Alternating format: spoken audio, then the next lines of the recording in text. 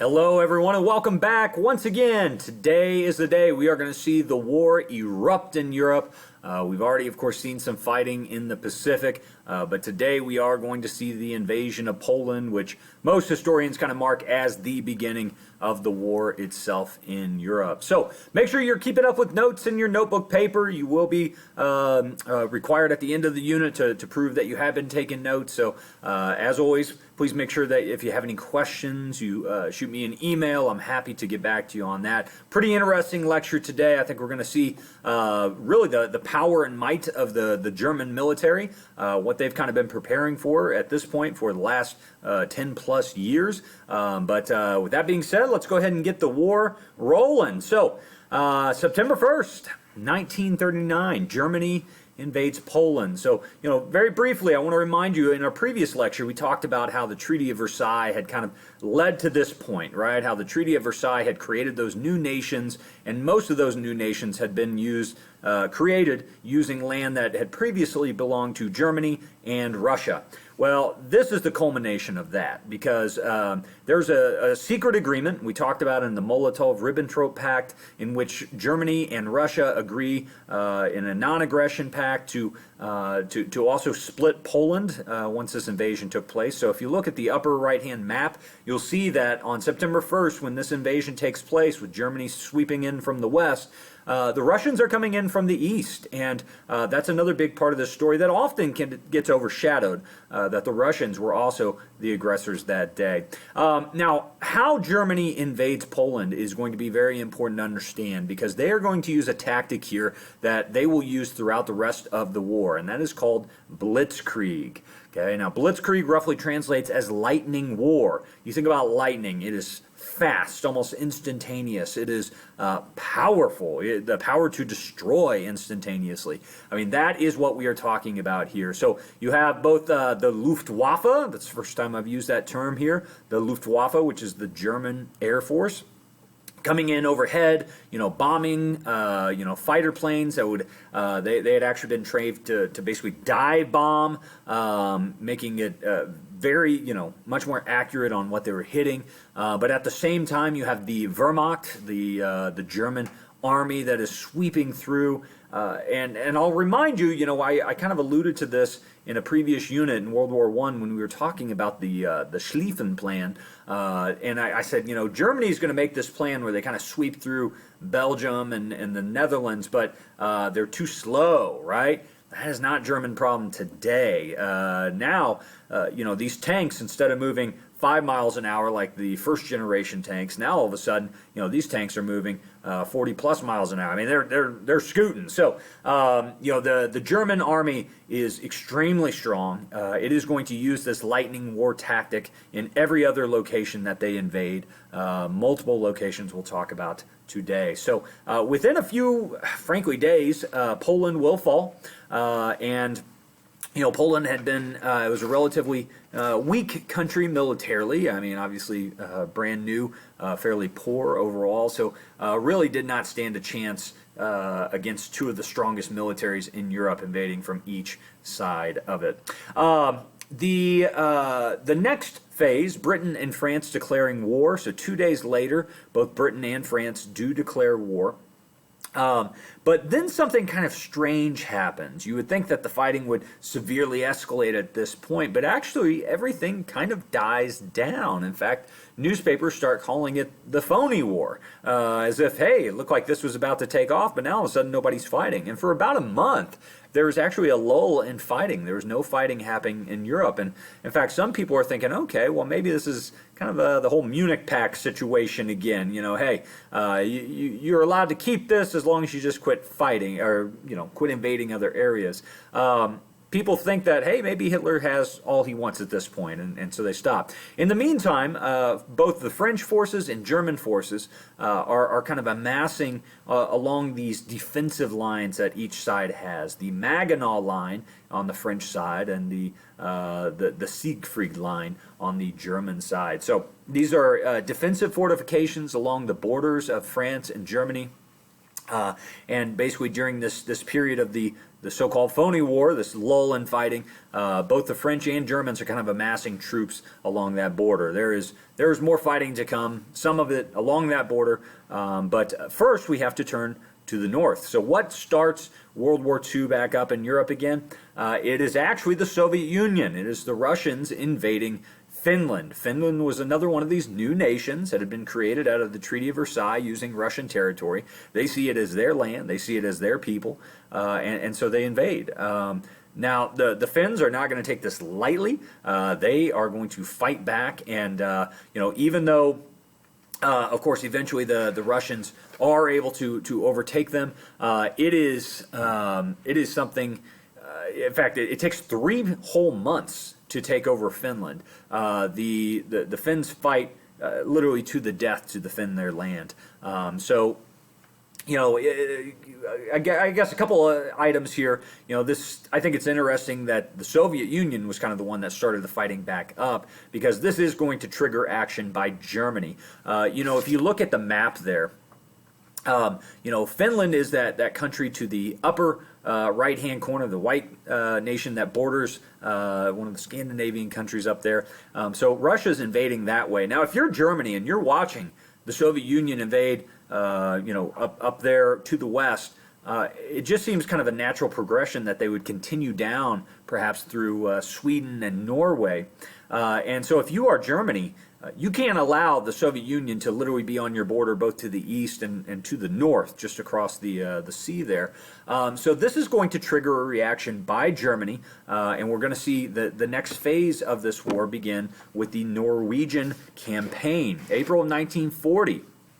This actually begins by,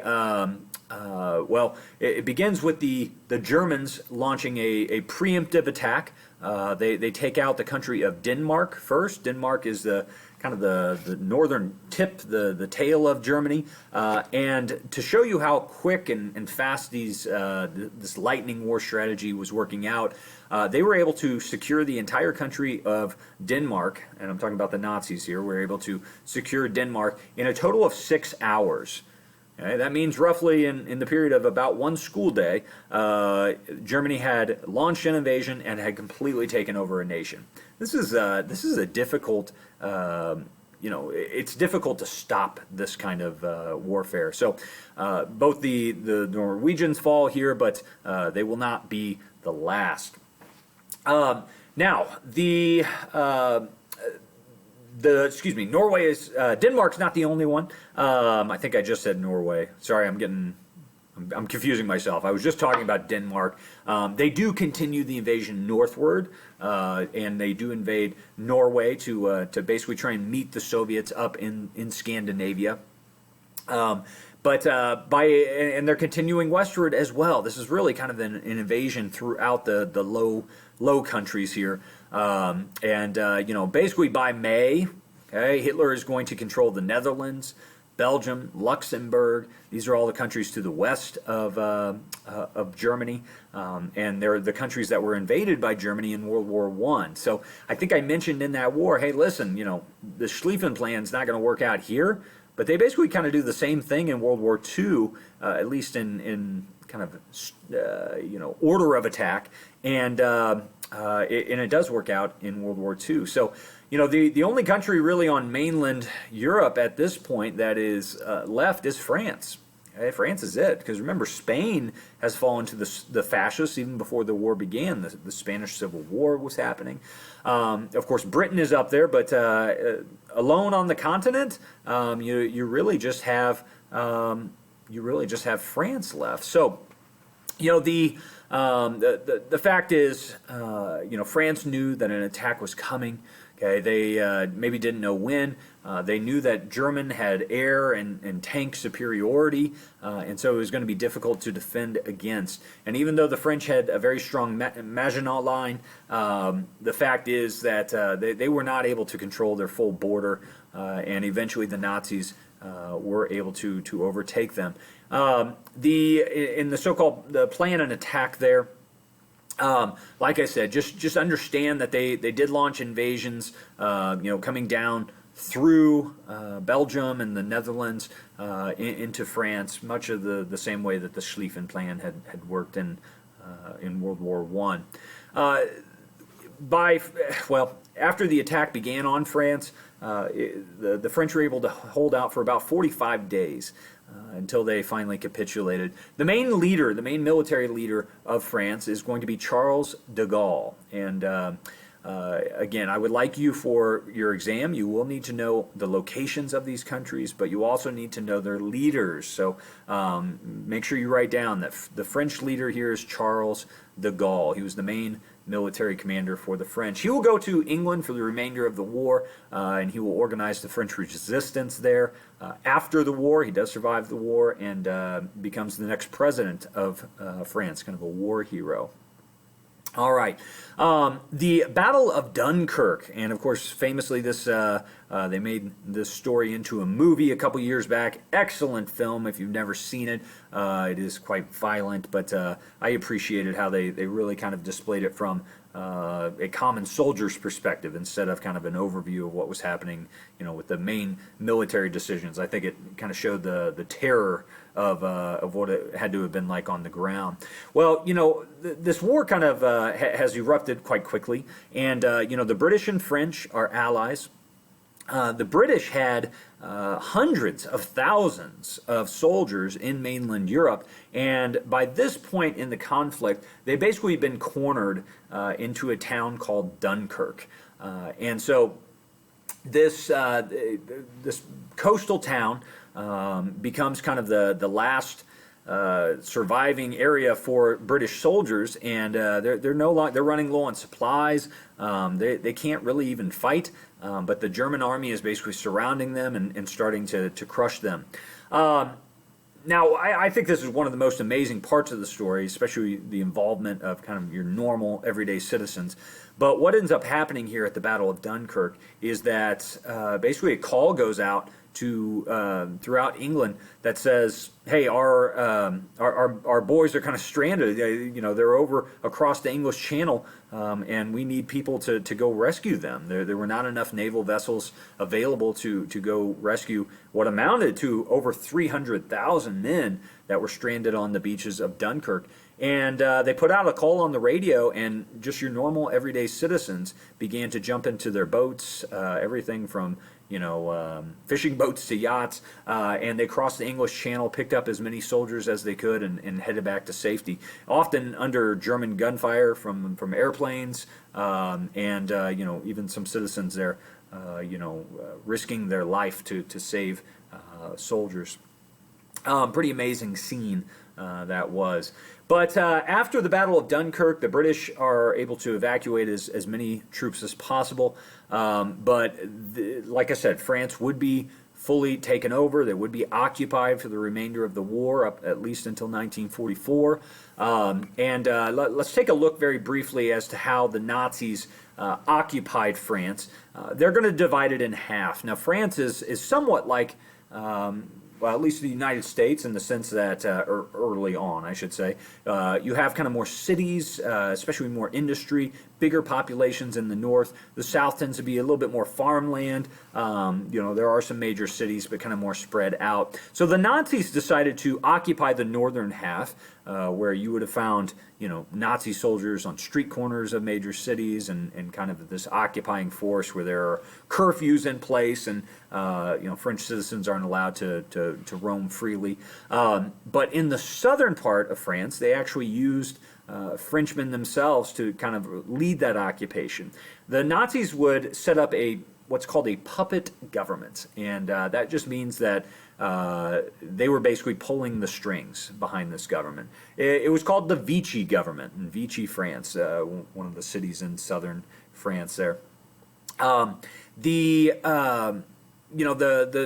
This Vichy government, I think, is despicable in a lot of different ways, because there were what were called collaborators, Frenchmen that said, hey, the Nazis are here, we might as well work with them, and in reality, what they were doing was they were helping the Nazis round up Jews to be shipped out. Some had Nazi sympathies, others just didn't see that they had any option and worked with the Nazis. Many of these Vichy government officials, again, Frenchmen themselves, would be tried after the war. I'll never forget when I was in southern France a few years back, and I was just kind of wandering around this town. When I came across a school, and the school had a big bronze plaque on the front, and it was divided up. The top section was in French, and the bottom section was in English, and it said something to the effect, I'm paraphrasing here, that back in 1941 that the children of the school were betrayed by their fellow Frenchmen and the Vichy government, and 37 children from the school were taken and all perished in the concentration camps. And I just remember it was just such a kind of a kick in the face, thinking, whoa, wait a second, you're walking along enjoying this day, and boy, just a brutal reminder of kind of the humanity behind these stories. We get so wrapped up in statistics, we kind of forget this was everyday people that this war was affecting. It'd be like if the Nazis knocked in our door right here and stole a classroom full of kids to go kill them in the concentration camp. The only difference is time and place.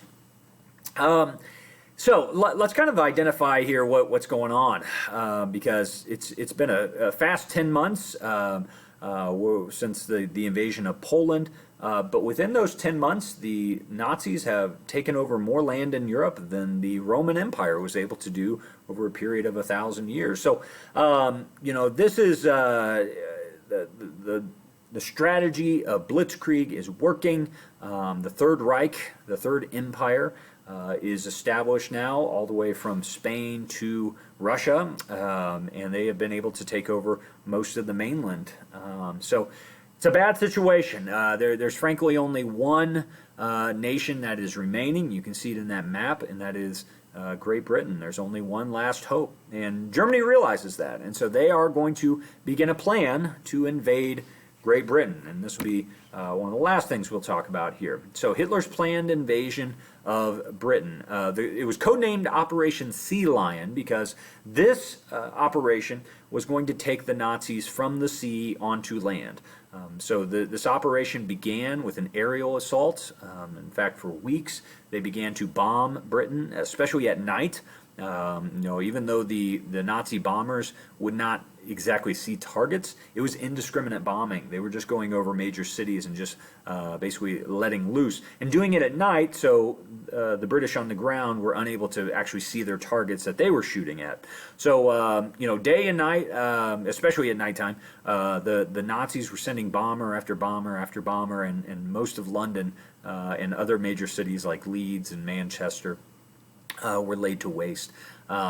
Now, at this point, and by the way, if you've ever seen the old movie Chronicles of Narnia, I guess it's old now. I remember Chronicles of Narnia, and the opening scene is actually from the bombing of London. If you remember, the kids they start with these Nazi pilots at night flying over the city and dropping their bombs, and then it shows the kids in their house running for cover and eventually getting there. That's what the British were having to do on a nightly basis, and many of them were going down into the subway system, the tube, to basically get shelter and kind of defense from the raining murder from above. Now, that was the first phase, the bombing phase, and the Germans understood that if they were able to kind of lay waste to infrastructure in Britain, they were able to destroy things like airports, then they would be able to kind of launch that land invasion. So the second part called for control of the skies, and that is where we come to the Battle of Britain, July 1940. Britain. The famous Battle of Britain. This is one of those moments in history. Had this battle gone differently, the world would have been a different place, and I truly believe that. I know that's a dramatic statement, but the fact is, if the Battle of Britain goes differently, I don't see any reason why the Nazis would not have been able to overtake Great Britain, and at that point, all hope is lost in Europe. If they have taken over pretty much everything, I mean, what's left? Frankly, they would just keep going west. They did have plans for invasions of the United States eventually. Thankfully, those never actually went into effect, but that is kind of next on the radar. Speaking of radar, that is going to be kind of the twist to this battle, because the British had developed a secret weapon, and that was something the Germans had no idea about, but they had developed radar. So when the Nazis were sending over massive amounts of planes, the British knew that, and the Nazis basically lost the element of surprise. So the British were able to scramble fighters to go meet those, the Nazi Luftwaffe. And ultimately, there were a lot of big dogfights, but the British were ultimately able to hold off the German onslaught because of that invention, radar, which kind of eliminated the surprise attack. But this was heated. I put up there August 15th, 1940. You don't need to memorize that date, but that was just one day in this battle, and just to show you how big of a battle we're talking about. The RAF, the Royal Air Force, the British Air Force, was able to shoot down 1,000 Nazi planes in that single day of August 15th. 1,000 planes were shot from the sky. Hitler understands within the next month, excuse me, that this is a failed enterprise, that he is losing way too many expensive planes and pilots as well to the British, and so he eventually calls off Operation Sea Lion. This really kind of turns the tide, at least for a little bit, where the German aggression is kind of scaled back, and they're going to be kind of digging in a little bit more. So that will do it for today's lecture. We leave it to where the Nazis have basically taken over the entirety of Europe, and next time we meet together, we're going to talk about how America responds to this. What do we do to try and push back the Nazi onslaught? Thanks again for paying attention, and let me know if you have any questions.